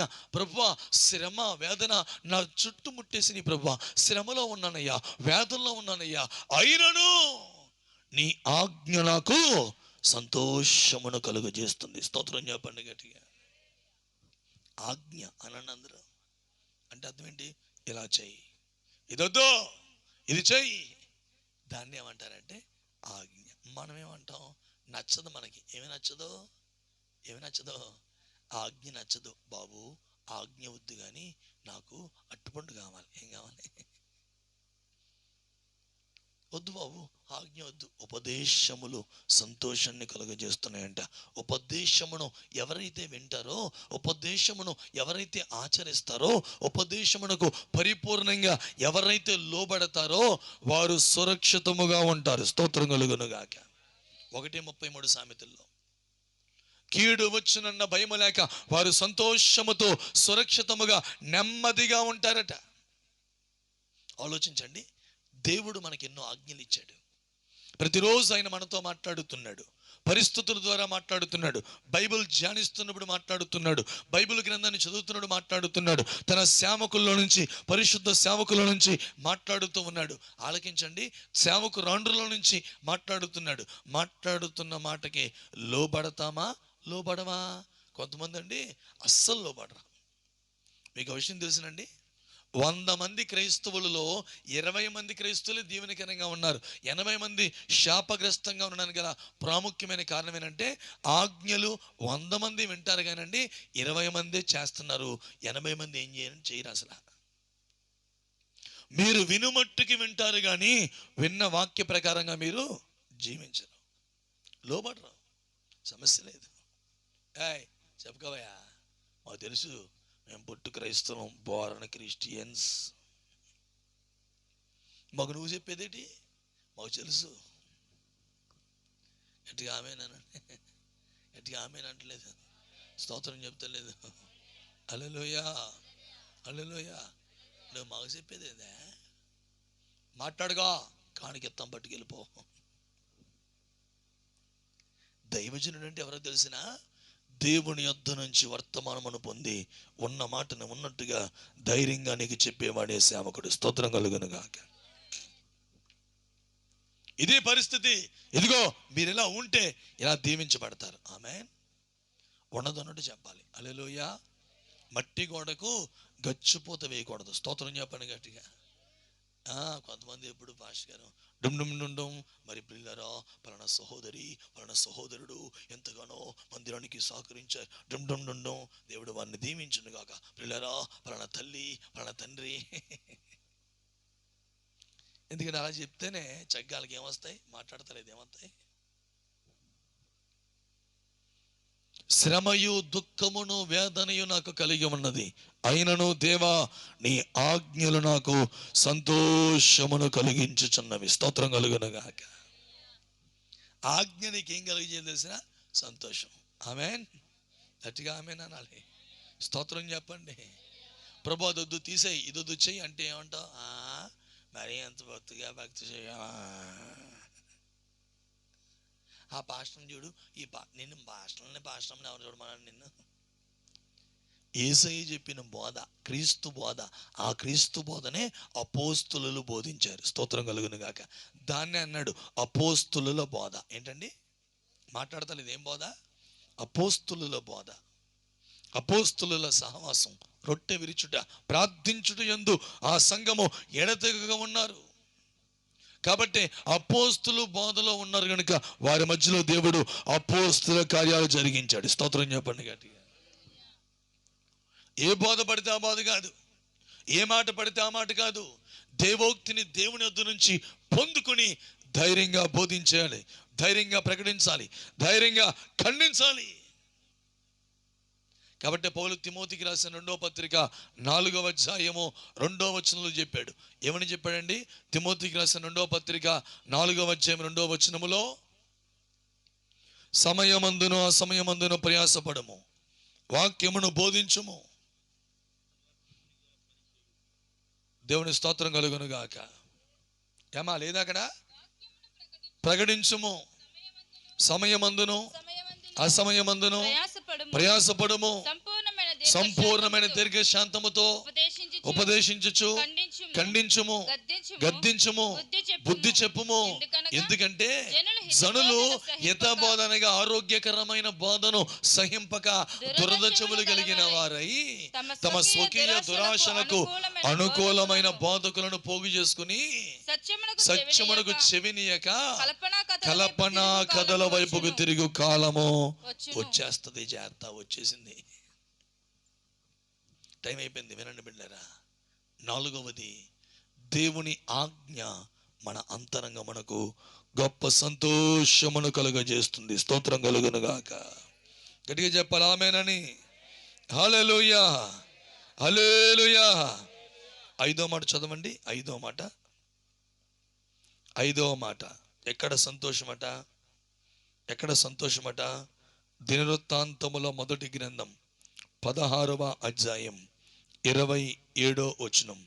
దినవృత్తాంతముల మొదటి గ్రంథం 16వ అధ్యాయము 27వ వచనం. త్వరగా. ఘనత ప్రభావములు ఆయన సన్నిధిని ఉన్నవి, బలమును సంతోషమును ఆయన యొద్ద ఉన్నవి. చేతులెత్తి స్తోత్రం చెప్పండి గట్టిగా. గట్టిగా ఆమేనండి. స్తోత్రం చెప్పండి. 5వది, దేవుని సన్నిధిలో సంతోషం. మాట్లాడతలేదు మీరు ఇప్పుడు? దేంట్లో మాట్లాడండి. ఎక్కడ? మొట్టమొదటి ఎక్కడ సంతోషం? యేసయ్యలో సంతోషం. చెప్పండి, ఎక్కడ? యేసయ్యలో సంతోషం. 2వది ఎక్కడ సంతోషం? ఆయన చేసిన కార్యములను బట్టి సంతోషం. 3వది ఎక్కడ సంతోషం? ఆయన చిత్తమును నెరవేర్చుటలో సంతోషం. 4వది ఎక్కడ సంతోషం? ఆయన ఆజ్ఞలలో సంతోషం. 5వది ఎక్కడ సంతోషం? ఆయన సన్నిధిలో సంపూర్ణ సంతోషము గలదు. స్తోత్రం చెప్పు గట్టిగా. గట్టిగా ఆమేనండి. హల్లెలూయా. 5వది, ఆయన సన్నిధిని నువ్వు విడిచిపెట్టకూడదు. ప్రజలందరికీ కలగబోయే మహా సంతోషకరమైన వార్త ఏంటి తెలిసిన? ప్రయాసపడి భారం మోసుకొనుచున్న సమస్త జనులారా నా యొద్దకు రండి, నేను మీకు విశ్రాంతిని కలుగజేస్తాను. నెమ్మది, సంతోషం. చాలా మంది అండి, వింటున్నారా, దేవుని సన్నిధిని నిర్లక్ష్యం చేస్తారు. చెప్పండి, దేన్ని మాట్లాడతారు? దేన్ని? దేవుడి సన్నిధి అంటే ఇష్టం ఉండదు. దేవుడి సన్నిధి అంటే ఎన్నో పనులు, ఉద్యోగాలు, వ్యాపారాలు, పాడి పంటలు, చేతి పనులు, అన్నీ వదులుకొని రావాలా? రానే. నేను రాత్రి అడిగాను, బ్రదరు ఏంటి సంఘంలో చాలామంది ఉండేవారు, ఏరంటే అయ్యా సలండి అందు గురించి రాలేదండి. ఏంటంట? అలాగా? మరి ఇన్ని 100 కిలోమీటర్ల నుంచి దాటుకుని మేము వచ్చాం. ఈ ఊరు ఖాళీగా ఉండొచ్చామా? ఈ 3 రోజులు ఉంటే పగలో చోటన రాత్రిలో చోటన 6 ప్రసంగాల్లో వాడబడతాం రాజమండ్రి చుట్టుపక్కల ప్రాంతాల్లో. ఈ 3 రోజులు ఒక్కొక్క రోజు 10 మంది అడిగారు. అవన్నీ వదిలేసాం. తెలివితేటలుగా ముందే మీ అయ్యగారు ఎప్పుడో 3 నెలల క్రితమే డేట్లు ఫిక్స్ చేశాడు కాబట్టి. స్తోత్రం కలుగును గాక. అంటే నేనే ఇచ్చాను కాబట్టి తప్పలేదు. ఏంటి సన్నిధికి రాలేదు? చాలామంది వచ్చేవారు కదా, రాలేదంటే సలంట సలి. ఏంటంట? శీతాకాలం సలని. ఈ అమ్మ ప్రార్థన రాదు. అయ్యగారు ఎండండి, ఎండ. ఎండాకాలం ఏమో ఎండ అంటారు, శీతాకాలం ఏమో చలి అంటారు. వర్షాకాలం ప్రార్థన రాకపోతే ఏమో రాలేదంటే అయ్యగారు వర్షం అండి, వర్షం. మరి వర్షాకాలం వర్షం వస్తుంది, ఎండాకాలం ఎండగా వస్తుంది, శీతాకాలం చలి వస్తుంది. కామనే కదా. మరి ఎండ వచ్చిందని పనికి వెళ్ళడం మానేస్తున్నావా? వర్షం వస్తుందని వ్యాపారం చేసుకోవడం మానేస్తున్నావా? చలి వస్తుందని డ్యూటీలు చేయడం, పాడి పంటలు చేయడం మానేస్తున్నావా? మాట్లాడతలేదు. వాటిని మాత్రం మానరు. దేని మానేస్తారు? నోరు తెరవండి. ఎందుకు నీ కుటుంబంలో దుఃఖం? ఎందుకు నీ కుటుంబంలో శాపం? ఎందుకు నీ కుటుంబంలో నష్టం? ఎందుకు నీ జీవితం శాపగ్రస్తంగా మార్చబడుతుంది? సంవత్సరాలు గతిస్తున్నా నీ బ్రతుకులోకి సంపూర్ణ సంతోషం ఎందుకు రావట్లేదు? కారణం ఏంటంటే దేవుని సన్నిధిని నిర్లక్ష్యము చేస్తున్న స్థితి. ఈ రాత్రి నువ్వు ఒక తీర్మానానికి రావాలి. ప్రాణము పోయిన పరిస్థితులు వచ్చినా దేవుని సన్నిధిని విడిచిపెట్టను. చెప్పకూడదు. ప్రభు స్తోత్రం చెప్పండి. ఒక ఆదివారం మా నాన్నమ్మ గారు చనిపోయారు. నాన్నగారు తల్లి ఎవరు వింటున్నారా? సండే పరిశుద్ధ దినం. పరిశుద్ధ దినమందు ఆదివారమున ఉదయము 9 గంటలకు ముందుగానే మా నాన్నమ్మ గారు అంటే నాన్నగారి తల్లి చనిపోయింది. 10:30కి ఆరాధన. మా నాన్నగారు ఎప్పటి వలనే మమ్మల్ని కూడా రాయి కుటుంబ సభ్యులు బంధువులు చేసుకుంటారు, రెడీ అవ్వండి అని ఎప్పటి వలనే 10:30 నుంచి 1:30 వరకు పరిశుద్ధ సన్నిధిలో, దేవుని సన్నిధిలో ఉన్నాం. స్తోత్రం కలుగును గాక. గట్టిగా ఆమేన్ చెప్పండి. మన ఇంటి ముందు శవమున్నా ఆదివారపు ఆరాధన మానకూడదు. ఆమేన్ చెప్పండి గట్టిగా. స్తోత్రం చెప్పు, స్తోత్రం చెప్పు. హల్లెలూయా. జీవించి బోధిస్తున్నాం బిడ్డలారా. ప్రాణము పోయిన పరిస్థితులే వచ్చినా దేవుని సన్నిధిని మనము నిర్లక్ష్యం చేయకూడదు. కారణం, దేవుని సన్నిధిలో సంపూర్ణ సంతోషము గలదు. గట్టిగా ఆమేన్ అంటలేదు మీరు, గట్టిగా ఆమేన్ అంటలేదు. హల్లెలూయా. 6వది, దేవుని సన్నిధిలో ఉంటే నీకు సంతోషం. ప్రజలందరికీ కలగబోయే మహా సంతోషకరమైన శుభవర్తమానమును నేడు నేను మీకు తెలియజేయుచున్నాను. ఇంకా 2 విషయాలు చెప్పేస్తాను త్వరగా చూడండి. ఆరవదిగా త్వరగా చూడాలి. ఆరవదిగా ఎప్పుడు సంతోషం? దినవృత్తాంతముల మొదటి గ్రంథము 29వ అధ్యాయము 9వ వచనం. దినవృత్తాంతముల మొదటి గ్రంథము 29వ అధ్యాయము 9వ వచనం. త్వరగా. వారు పూర్ణ మనసుతో యెహోవాకు ఇచ్చి ఉండిరి గనుక, దేవునికి ఇచ్చి ఉండిరి గనుక, వారు అలాగు మనపూర్వకముగా ఇచ్చినందున జనులు సంతోషించిరి. స్తోత్రం కలుగును గాక. గట్టిగా ఆమేన్ చెప్పండి. స్తోత్రం చెప్పు. 6వది, మనస్ఫూర్తిగా దేవునికి ఇస్తే గొప్ప సంతోషం పొందుకుంటాం. ఆమేన్ చెప్పండి గట్టిగా. గట్టిగా ఆమేన్ అనండి. చెప్పండి. మనస్ఫూర్తిగా అనండి. అందరూ మాట్లాడతలేదు. బలవంతంగా కాదు అనండి అందరూ. చూసారా ఎంత తెలివైన వాళ్ళు చూసారంటే లైగర్లు. సరిగ్గా పాయింట్ వచ్చేసరికి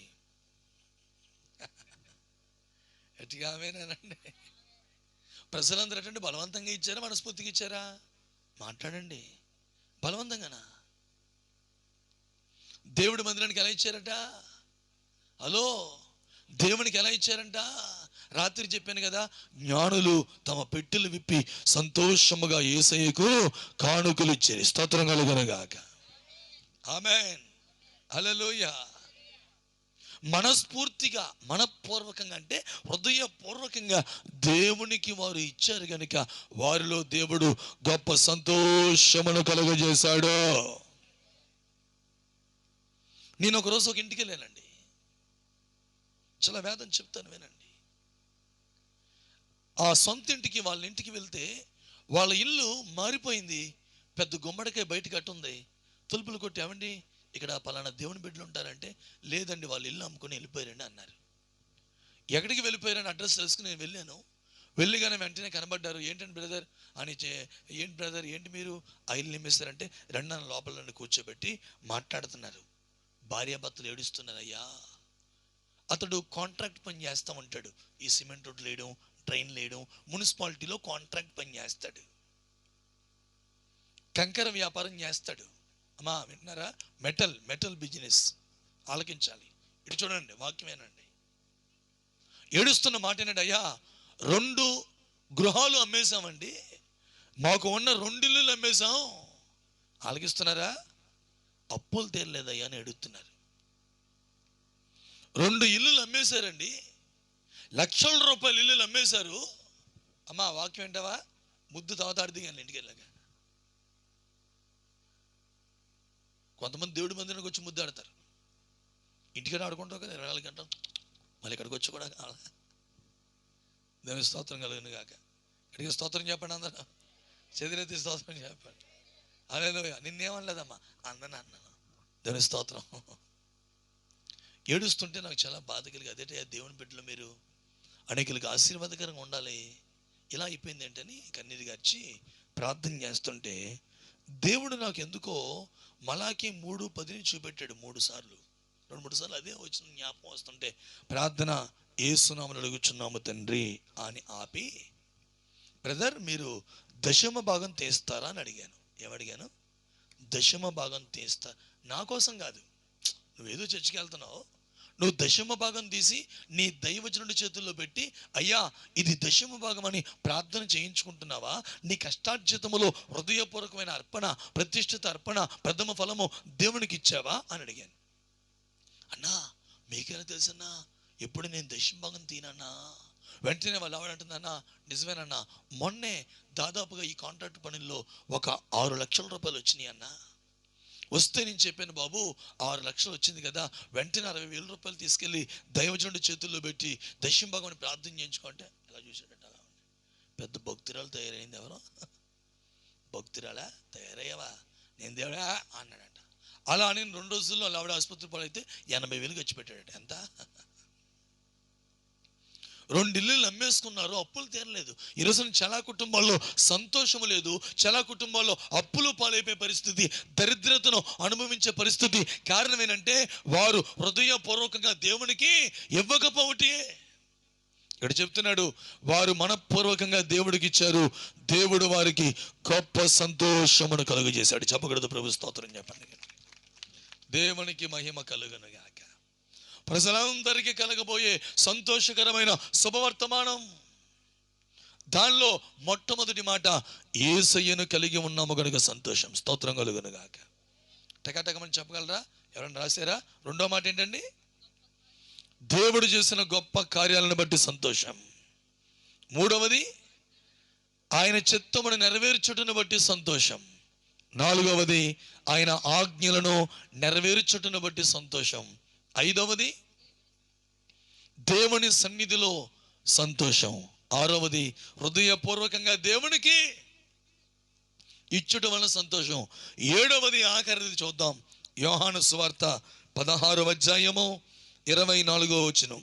యోహాను సువార్త, ఇది వరకు మీరేమియు నా పేరట అడుగలేదు, మీ సంతోషము పరిపూర్ణమగునట్లు అడుగుడి మీకు దొరుకును. చేతులెత్తి స్తోత్రం చెప్పండి గట్టిగా. 7వది, అడుగుట వలన సంతోషం. స్తోత్రం కలుగునుగాక. ప్రార్థన వలన సంతోషం. అడుగుట అనే మాటకి అర్థం ఏంటంటే, ఇదిగోండి, సంభాషించుట. ప్రార్థన అనే మాటకి అర్థం ఏంటంటే అడుగుట, మాట్లాడుట, సంభాషించుట. అర్థమవుతుందా? కాబట్టి అన్నాడు, అడుగుడి మీకు ఇయ్యబడును. ఏమడగాలి? సంతోషం. ప్రభువా, నాకున్న ఈ సంతోషం పరిపూర్ణం అవ్వాలి ప్రభువా, నా సంతోషాన్ని పరిపూర్ణం చేయండి ప్రభువా అని ఎవరైతే బిడ్డలారా ప్రభువుని అడుగుతారో, ఆ అడుగుట వలన దేవుడు వారి జీవితాల్లో గొప్ప సంతోషమును కలుగజేయువాడై ఉన్నాడు. దేవునికి మహిమ కలుగునుగాక. గట్టిగా చేతులెత్తి స్తోత్రం చెప్పండి. ఆనందంగా ప్రభుకి స్తోత్రాలు చెల్లిద్దాం. దేవునికి సంపూర్ణ మహిమ కలుగునుగాక. ప్రార్థించుట వలన సంతోషం, ప్రలాపించుట వలన సంతోషం, రోధించడం వలన సంతోషం, యేసయ్య పాదాల యొద్ద గడుపుట వలన సంతోషం. మీరు అడుగుడి, మీ సంతోషము పరిపూర్ణమగును. ఈ రాత్రి పరిపూర్ణమైన సంతోషమును ప్రభువు నీకు అందించాలని ఆశపడిన వాడై మాట్లాడుతున్నాడు. 7వదిగా, ఎవరైతే ఆయన అడుగుతారో, ఎవరైతే ఆయన పాదములు చెంత కన్నీరు విడిచి ప్రలాపిస్తారో, రోధిస్తారో, ప్రభువు వారికి గొప్ప సంతోషమును కలుగజేయవాడు. స్తోత్రం కలుగునుగాక. భయములో, ఆందోళనలో, చీకటిలో గొర్రెలు మేపుకుంటున్న గొర్రెల కాపర్ల యొద్దకు దేవుని దూత వచ్చి మాట్లాడుతున్నాడు. భయపడుకుని, మీకు ఒక సంతోషకరమైన మాటను దేవుని యొద్ద నుంచి తీసుకుని వచ్చాను. స్తోత్రం కలుగునుగాక. ప్రియబిడ్డలారా, ఆ మహిమ కలిగిన దేవుడు దుఃఖములో, కన్నీటిలో, ఏడుపులో ఉన్న మానవుని జీవితమునకు గొప్ప సంతోషమును కలుగజేయడానికి మహిమ కలిగిన దేవుడు శరీరధారిగా, రిక్తునిగా ఈ లోకానికి వచ్చాడు. 33.5 సంవత్సరాలు మానవుడు ఎలా జీవించాలో ఒక మాదిరిని ఉంచాడు. మన తలతో తలంచిన ప్రతి చెడ్డ తలంపుల నిమిత్తమును ఆయన తలలో 264 రకముల ముండ్లను కిరీటముగా చేసి కర్రతో దబ్బును కొడితే ఆ ముండ్లు కస్మని దిగి రక్తం బడబడా కారిపోతుంది. మన కంటితో చూసిన అపవిత్రమైన చూపుల నిమిత్తమును యేసయ్య ముఖం పైన 700 మంది రోమా సైనికులు ఉమ్మివేశారు. మన నోటితో మాట్లాడిన అపవిత్రకరమైన మాటల నిమిత్తము పిడికిలతో యేసయ్య నోటిని దబ్బని గుద్దితే ఆయన పెదాలు, నోరంతా పగిలిపోయింది. మన చేతితో చేసిన అక్రమమైన క్రియలు బట్టి యేసయ్య చేతుల్లో మేకులు, మన కాళ్ళతో నడిచిన పాపభూయిష్టమైన మార్గములలో నడిచిన నడకలను బట్టి యేసయ్య కాళ్ళలో వాసవ శీలలు దిగ్గొట్టబడ్డాయి. మన దేహముతో చేసిన పాపము నిమిత్తమై ఆయన దేహమంతా మాంసపు ముద్దగా నాగులు చాలు వలె ఆయన వీపంతా దున్నబడింది. ప్రక్కలో చేసిన పాపాన్ని బట్టి ఆయన ప్రక్కలో బల్లెపు పోటును పొడిస్తే గుండెకు తాకి రక్తము నీరంతే కారిపోయి ప్రియులారా ఆకాశానికి భూమికి మధ్యలో మండుటెండలో 3 మేకుల పైన వేలాడుతున్నాడు. యేసయ్య ఇంతగా మన కొరకు ప్రాణత్యాగం చేసి సంతోషము లేని వారికి సంతోషాన్ని, సమాధానము లేని వారికి నెమ్మదినివ్వడానికి ఈ లోకానికి వచ్చిన గొప్ప రక్షకుడే అన్నాడు. స్తోత్రం కలుగును గాక. ఒకప్పుడు ప్రాణం పెట్టడానికి వచ్చాడు. బిడ్డలారా, తండ్రి కుడిపార్శ్వమునందు నేడు నీ కొరకు నా కొరకు విజ్ఞాపన చేయించు సిలువ మరణముతో ప్రేమ ఆపకుండా శాశ్వతమైన ప్రేమతో ప్రేమిస్తున్న యేసయ్య వినండి, నేడో రేపో రాబోవచ్చున్నాడు. స్తోత్రం కలుగును గాక. ఒకప్పుడు గొర్రె పిల్లగా వచ్చాడు, రేపు ఉగ్రుడై రాబోతున్నాడు. యోధా గోత్రపు సింహముగా రాబోతున్నాడు. నీతి గల న్యాయాధిపతిగా రాబోతున్నాడు. తీర్పు తీర్చిగా రాబోతున్నాడు. కనుక ఈ కడవరి దినాల్లో 2 చేతులు జోడించి మిమ్మల్ని బ్రతిమలాడుచుంది ఏంటి తెలిసిన? తీర్పు తీర్చబోతున్న యేసయ్య రాబోతూ ఉండగా ఆయన దృష్టిలో యోగ్యులముగా మనం మార్చబడుదుముగాక. ఆయన నచ్చిన కోరిన భక్తిలో సాగిపోదుముగాక. ఈ భూమి పైన ఏది ఉన్నా లేకున్నా ప్రభువిచ్చే ఉన్నతమైన మహిమ కొరకు మన బ్రతుకుల్ని సిద్ధపరచుకుందాం. అంతరంగాల్ని ప్రభువుకి సమీపస్తులుగా మార్చుకుందాం. నూతనమైన తీర్మానాలతో నూతన సంవత్సరం అడుగు పెడదాం. దేవుని కృప మనకి తోడేవని నడిపించును గాక. ఒకసారి అందరూ లేచిన బండిని ప్రభు సన్నిధిలోకి మోకరించగలిగితే మోకరించండి, ప్రార్థన చేద్దాం. త్వరగా, అంతసేపా హుషారు లేదు మీకు? త్వరగా మోకరించండి. నిలువు మోకాలి, కుర్చీలోకి వచ్చిన వాళ్ళు లేచి నిలబడండి, ప్రార్థన చేద్దాం. హల్లెలూయా. ఆయన ఉన్నతమైన సంతోషాన్ని మనకు అనుగ్రహించడానికి ఈ లోకానికి వచ్చిన దేవుడై ఉన్నాడు. మన కొరకు కొట్టబడ్డారు, ఏడవబడ్డారు. నా ప్రాణమా, నా ధ్యానమా, నా ఊపిరి నీవేసయ్యా, నీవు లేకుండా నేనుండలేను, నాకున్నవన్నీ నీవేసయ్యా. నా ప్రాణమా, నా ధ్యానమా, నా ఊపిరి నీవేసయ్యా. గట్టిగా చెప్పగలపా. నా ప్రాణమా, నా ధ్యానమా, నా ఊపిరి నీవేసయ్యా, నీవు లేకుండా నేనుండలేను, నాకున్నవన్నీ నీవేసయ్యా, నీవు లేకుండా నేనుండలేను, నాకున్నవన్నీ నీవేసయ్యా. సాలిలేనిది ఈ మాయలోకము, కలత చెందెను నా దీన హృదయము. జాలిలేనిది ఈ మాయలోకము, కలత చెందెను నా దీన హృదయము. నన్ను కాపాడుటకు నాదరి నిలచితివా, హస్తము చాపితివా, నన్ను బలపరచితివా.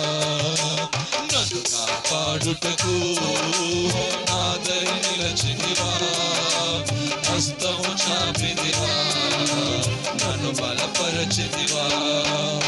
నా ప్రాణమా, నా ధ్యానమా, నా ఊపిరి నీవేసయ్యా.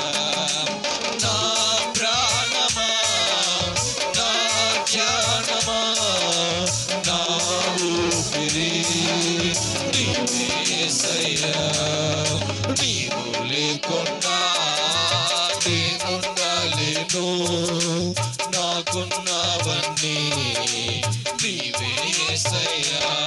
నన్ను ప్రేమించేవారు ఎందరు ఉన్నను అంతము వరకు నాతో ఉండరు. నన్ను ప్రేమించేవారు ఎందరు ఉన్నను అంతము వరకు నాతో ఉండరు. నాతో ఉన్నవాడా, నాతో ఉన్నవాడా, నా ప్రాణము నీవే యేసయ్యా.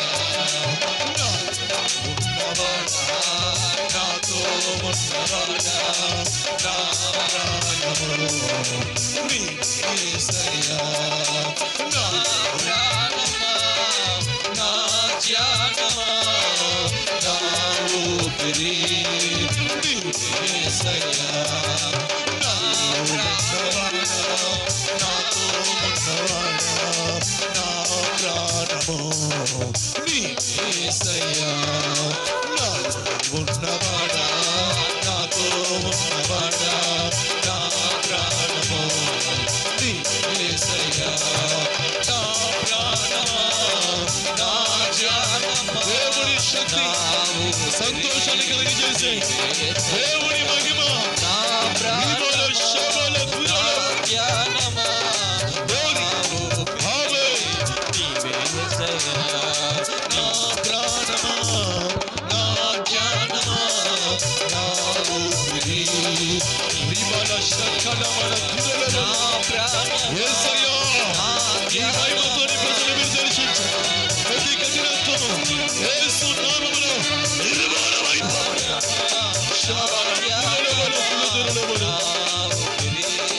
యేసయ్యా, యేసయ్యా, యేసయ్యా. నా ప్రాణమా,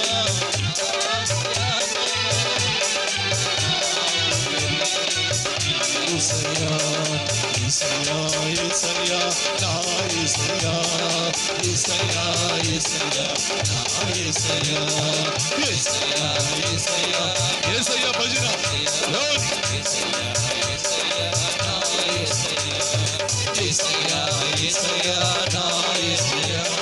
యేసయ్యా, ఓ రమణ శమన శమన యేసయ్యా. మహిమను పొందినవారు రుఖన యేసయ్యా, యేసయ్యా. నా ప్రాణమా, నా ధ్యానమా, నా ఊపిరి. ఒక నూతన తీర్మానాలతో నూతన సంవత్సరం అడుగు పెట్టడకు సిద్ధపడి చేతులెత్తుదాం. దైవజనులు మనకు ప్రార్థన నడిపేస్తాం.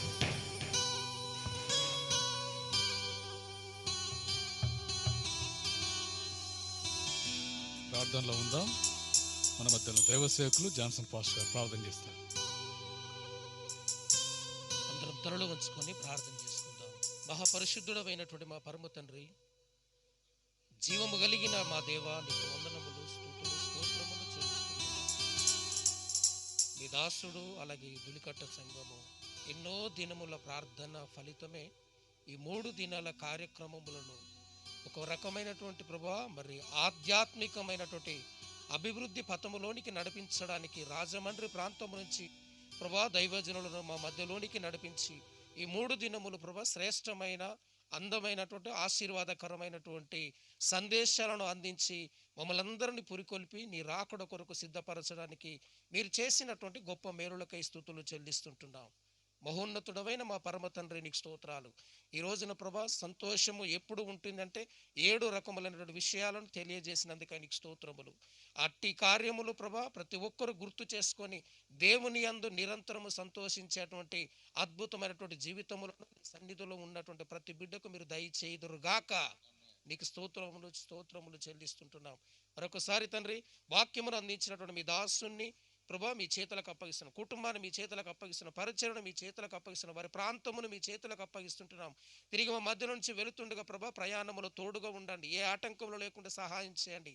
ప్రభా నీకు వందనములు చెల్లిస్తుంటున్నాం. మీ చిత్తమైతే మీరు రాకడ ఆలస్యమైతే మరొకసారి కలుసుకున్నటువంటి అవకాశములను మీరు మాకు అనుగ్రహింపచేయమని కోరుతుంటున్నాం. ప్రజలందరికీ కలగబోయే మహా సంతోషకరమైన సువర్తమానమును ప్రపంచానికి తెలియజేసిన తండ్రి, ఇదే సంతోషమైన వర్తమానమును ఈరోజు ప్రభా నీ వాక్యమును విన్నటువంటి మేము కూడా వెళ్ళి మా కుటుంబ బంధుమిత్రాలకు, మా ఇరుగు పొరుగు వారికి ఈ సంతోషమైన సువర్తమానమును అందించి క్రిస్మస్ దినమున క్రీస్తు యొద్దకు నడిపించడానికి మీరు మమ్మను అభిషేకించి వాడుకొందురుగాక. నీకు స్తోత్రములు. వచ్చినటువంటి ఏ ఒక్కరు కూడా ప్రభా ఖాళీగా వెళ్ళొద్దు నాయన, వాక్యముతో నింపబడి వారి గృహాలకు వెళ్ళాలి. ఈ రోజంతా ప్రభా, ఈ రాత్రంతా తండ్రి వారు ధ్యానించి ఆలోచన చేసి మరికొంతమందిని నీ దగ్గరికి నడిపించడానికి ప్రతి ఒక్కరిని ప్రోత్సహించమని, అద్భుతమైనటువంటి మందిరములోనికి అనేక ఆత్మలను చేర్చడానికి వారి వంతు ప్రయాసం, అట్టి యోగ్యత, అట్టి ఆధిక్యత చేరి ఉన్న ప్రతి బిడ్డకు దయచేయమని కోరుతున్నాం. ఇది నా పని కాదు అని ఎవరు అనుకోకుందురుగాక. ఇది నా పని అన్నటువంటి ఆలోచనతో వారు వారి గృహాలకు వెళ్ళాలి ప్రభా. ఈ రాత్రి నుంచి వారు అనేక ఆత్మల కొరకు ప్రార్థిస్తూ ప్రయాసపడుతూ ప్రార్థనా మందిరములోనికి అనేకులను నడిపించడానికి ఈ ధూళికట్ట సంఘములో ఉన్న ప్రతి కుటుంబమును మీరు దీవించమని, ఆశీర్వదించమని. ఈ క్రిస్మస్న ఎన్ని కుటుంబాలు ఉన్నాయో తెలియదు నాయన, నిశ్చితమైతే మరో క్రిస్మస్ వరకు ఇంతకు రెట్టింపు కుటుంబాలు ఆ మందిరములో చేర్చబడుదురుగాక. ఈ ధూళికట్ట ప్రాంతముతో పాటు చుట్టూ ఉన్న గ్రామాలు కూడా రక్షణలోనికి వచ్చుదురుగాక. మొన్నటి దినమున ప్రభా అబ్బాపూర్లో జరిగినటువంటి ప్రభా క్రిస్మస్ కార్యమును పురస్కరించుకొని ఆ గ్రామ ప్రజలందరూ కూడా రక్షణ పొందుదురుగాక. మీ దాసుడు, కుటుంబము, సంఘము, సంఘ సభ్యులందరూ ప్రయాసమునకు తగిన ప్రతిఫలాలను వచ్చే సంవత్సరమున ప్రభా ఇదే అద్భుతమైనటువంటి కార్యములను వారు చేస్తూ సంతోషించేటువంటి మనసును దయచేయమని ముందున్న కార్యక్రమం మీ పాదాలకు సమర్పిస్తూ యేసు నామమున కొద్ది ప్రార్థన అడిగి పడుకొంచున్నాం తండ్రి. ఆమేన్. దయచేసి కూర్చుందామండి. చక్కటి వర్తమానం అందించిన దైవ సేవకులు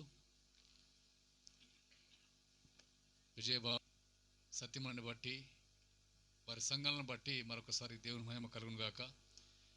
ఈ 3 దినములు ఒక అద్భుతమైన సందేశాలను మనం విన్నాం. విన్న సందేశాన్ని మనం విడిచిపెట్టకుండా మన హృదయంలో ఉంచుకొని ప్రతి దినము దాన్ని ధ్యానం చేస్తూ ముందుకు సాగాలి. ఎందుకంటే ఎంతో ప్రయాసంతో వచ్చారు.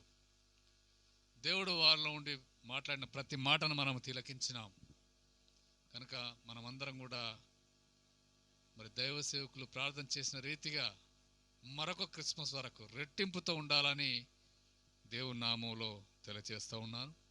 అంతేకాకుండా చక్కగా ప్రార్థన చేసిన దైవ సేవకుని కూడా సభపక్షణ వారి వందనాలు తెలియజేస్తూ ఉన్నాను. కొన్ని నిమిషాల్లో మనం ముగించుకుంటాం. ఒక పాట పాడుకున్న తర్వాత ముందుకెళ్తాం. బాలు ఒక పాట పాడతాడు, మనం తిలకిస్తాం.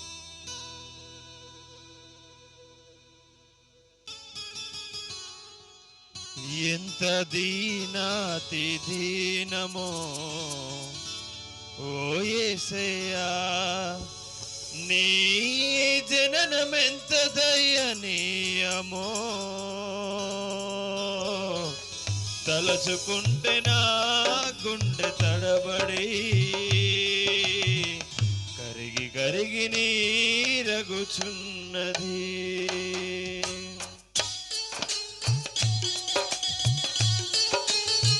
అందరూ చప్పట్లు కొడుతూ రెండోసారి కలిసి పాడదాం.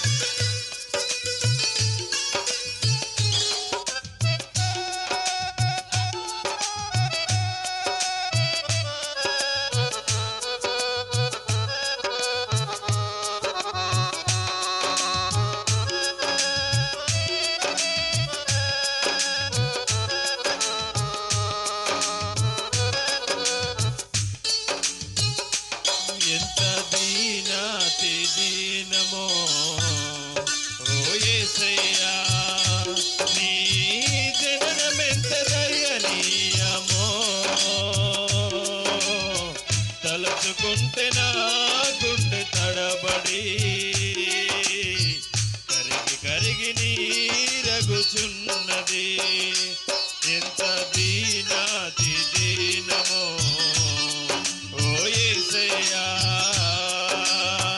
నీ సృష్టిలో ఈ లోకమే నీవు మాకు ఇచ్చిన సత్రమ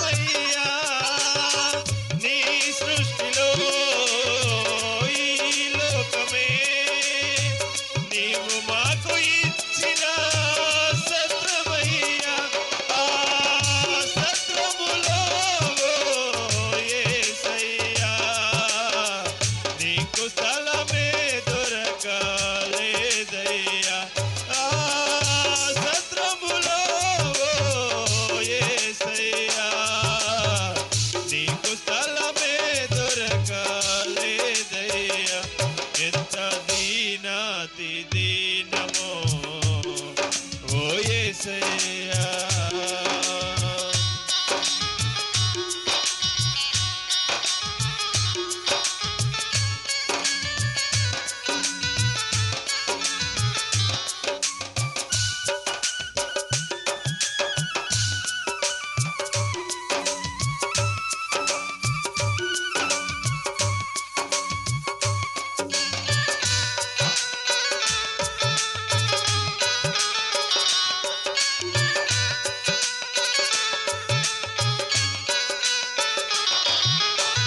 నిండు చూలాలు మరియమ్మ తల్లి నడవలేక సుడివడి పోయెనయ్యా.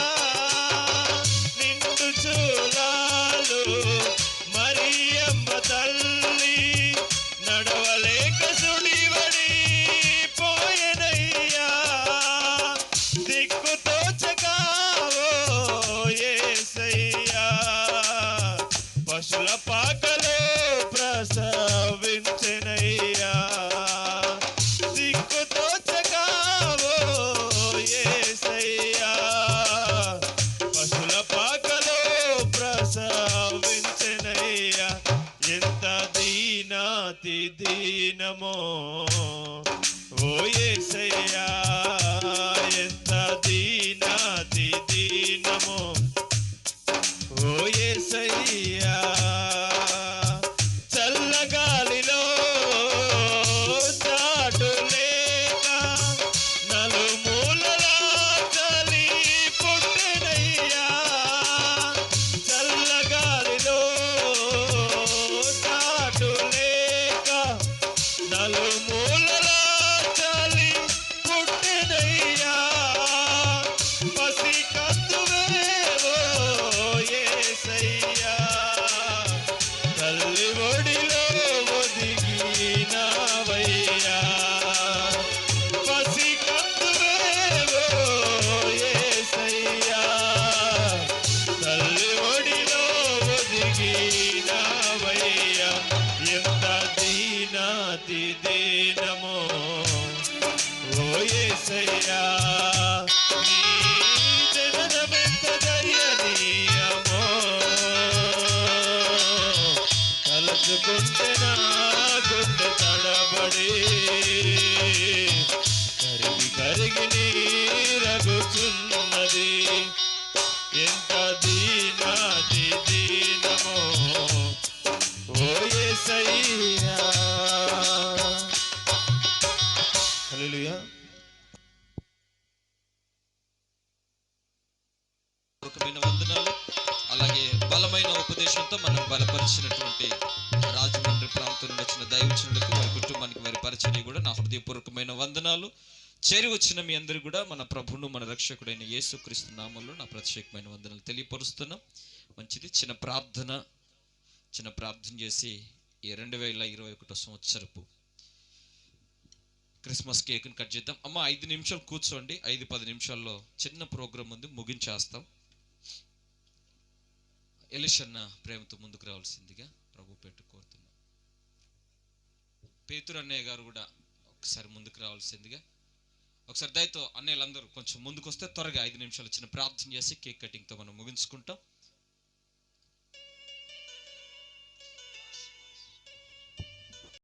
అందరం ప్రార్థిస్తాము. స్తోత్రం నాయన, దయగల తండ్రి, ఈ మినీ క్రిస్మస్ ప్రోగ్రాముకు వచ్చిన బిడ్డలందరినీ దీవించండి. చలి భారం ఉన్నప్పటికీ తండ్రి, నీ బిడ్డలందరూ ఎంతో ప్రయాసపడి వచ్చారు. వాళ్ళందరినీ అలాగే సేవకులు ప్రభు ఎంతో సుదూర ప్రాంతం నుంచి వచ్చిన బిడ్డలందరినీ ఎత్తిపట్టుకో తండ్రి. ఈ కార్యక్రమాన్ని నాయన నీ పాద సన్నిధిలో ఎత్తిపట్టుకొని అయ్యా ప్రతి ఒక్కరిని పేరు పేరు వరుసన తండ్రి జ్ఞాపకం చేసుకోమని నీ దయగల పాదాలు పట్టి బ్రతిమాలుకుంటున్నా దేవా. వాళ్ళైతే ఎంత నిద్రను నష్టపోయి నీ సన్నిధానములో సరిలో ఉన్నారో దీనికి రెట్టింపు తండ్రి నీ కృపనీయమని అయ్యా కేక్ కటింగు ప్రతి దానిని మహిమ కొరకే వాడుకోమని యేసు నామమున అడుగుచున్నాను తండ్రి. ఆమేన్.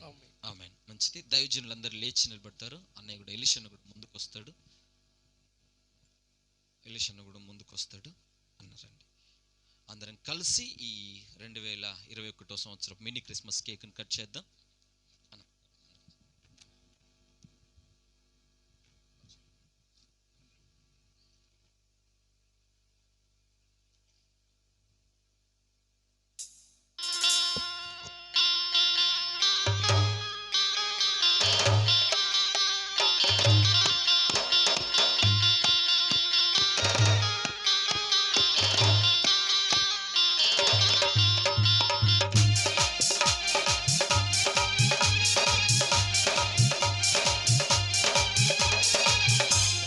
వెలసింది అనింగిలో ధరణి మురిసింది, దూత వచ్చింది సువార్తను మాకు తెలిపింది.